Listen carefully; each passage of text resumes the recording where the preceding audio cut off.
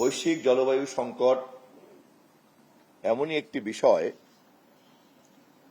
যে পৃথিবীর অনেক গুরুত্বপূর্ণ সরকার প্রধানরা, অনেক বললে ভুল হবে, কেউ কেউ এটাকে সংকট বলে এখনো মনে করেন না।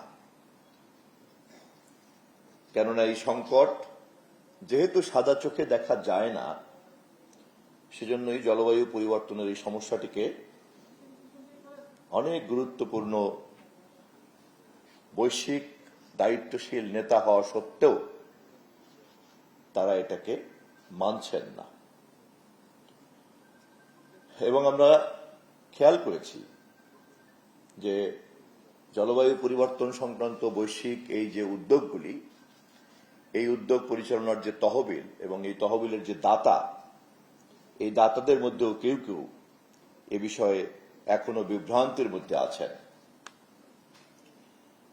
কেননা এই সংকট দেখার জন্য যে বৈজ্ঞানিক পদ্ধতি ব্যবহার করা হয়, যদি নীতি নির্ধারকরা সেই বৈজ্ঞানিক পদ্ধতিতে আস্থা না রাখেন এবং সেই বৈজ্ঞানিক পদ্ধতিতে সমস্যাকে চিহ্নিত করার প্রক্রিয়াকে যদি স্বীকৃতি না দেন, তাহলে সঙ্গত কারণেই তারা এই সমস্যাকে সাদা চোখে দেখতে পাবেন না, এবং সাদা চোখে যেহেতু দেখতে পাবেন না, সে কারণেই তারা অস্বীকার করতে পারেন।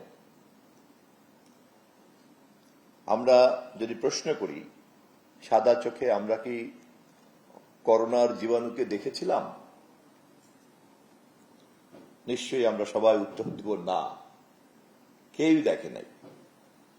পৃথিবীর হাতে গোনা কয়েকজন জীববিজ্ঞানী ছাড়া এই করোনাকে কিন্তু কেউই সচক্ষে দেখার জন্য সাদা চোখ দিয়ে কিন্তু পারা যায়নি।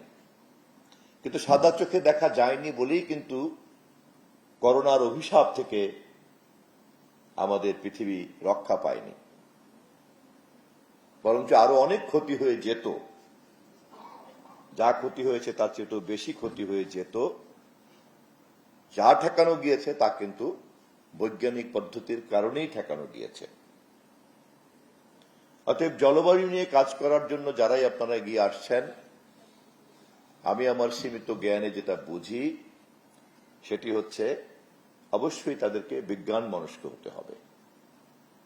কারণ বিজ্ঞান মনস্ক ব্যক্তিরা ছাড়া ভবিষ্যৎ পৃথিবীর এই অনিবার্য সংকট সম্পর্কে কারো পক্ষেই সুস্পষ্ট ধারণা গ্রহণ করা সম্ভব নয়, এবং সে বিষয়ে উদ্বিগ্ন হওয়ার তো প্রশ্নই ওঠে না।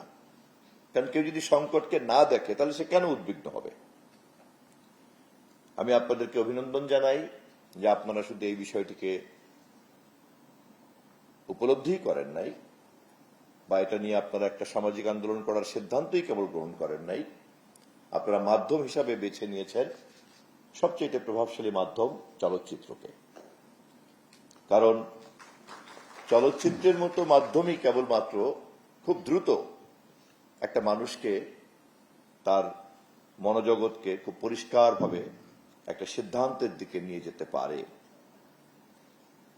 আমাদের প্রত্যেকেরই এমন স্মৃতি আছে, আমরা সিনেমা হলে কোনো কোনো দৃশ্য দেখে কেঁদেছি, আমরা সিনেমা হলে কোনো কোনো দৃশ্য দেখে একা একাই হেসেছি, আমরা সিনেমা হলে কোনো কোনো দৃশ্য দেখে নিজেদেরকে নায়ক অথবা নায়িকা ভেবেছি, আমরা সিনেমা হলে কোনো কোনো দৃশ্য দেখে রাতের পর রাত, দিনের পর দিন ওই চরিত্রকে অনুকরণ করার চেষ্টা করেছি। এটি একমাত্র চলচ্চিত্রের মতো মাধ্যমের পক্ষে কিন্তু সম্ভব মানুষের মনোজগতের চিন্তা প্রক্রিয়াকে এত বেশি প্রভাবিত করা। অতএব আমি আপনাদেরকে ধন্যবাদ জানাই দুটো কারণে। একটি হচ্ছে আপনারা এরকম একটি অনিবার্য সমস্যা, যা বিজ্ঞান ইতিমধ্যে মানুষকে সতর্ক করেছে, সে বিষয়টিকে বেছে নিয়েছেন, এবং সে বিষয়ে সচেতনতা তৈরি করার জন্য আপনারা চলচ্চিত্রের মতো মাধ্যমকে বেছে নিয়েছেন। আমি এই দুইটি কারণে আপনাদেরকে বিশেষভাবে ধন্যবাদ জানাই।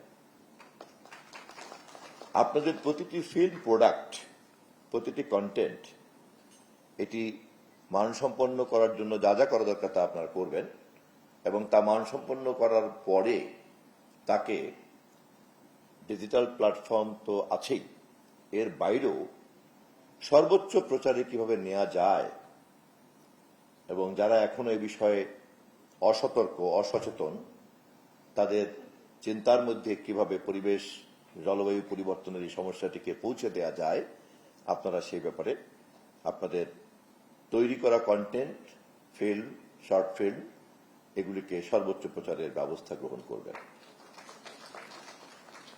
এবং আপনাদের এই প্রচারের ক্ষেত্রে তথ্য মন্ত্রণালয়ের পক্ষ থেকে যদি কোনো সহযোগিতা লাগে, আমি আপনাদেরকে বিনীতভাবে ঘোষণা করছি আমরা আপনাদেরকে সহযোগিতা দেওয়ার জন্য প্রস্তুত।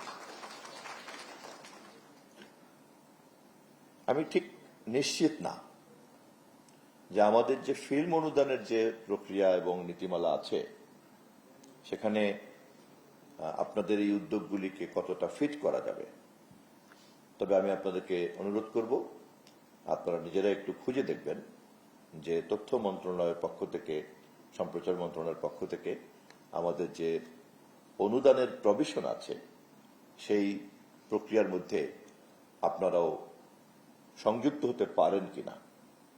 এবং নিশ্চয়ই যে সমস্ত ফিল্মের মধ্যে সমাজ পরিবর্তনের বার্তা থাকে, সমাজের উদ্দেশ্যে সুদূর প্রসারী বার্তা থাকে, আমরা আমাদের অনুদান প্রক্রিয়াতে তাদেরকেই অগ্রাধিকার দিয়ে থাকি।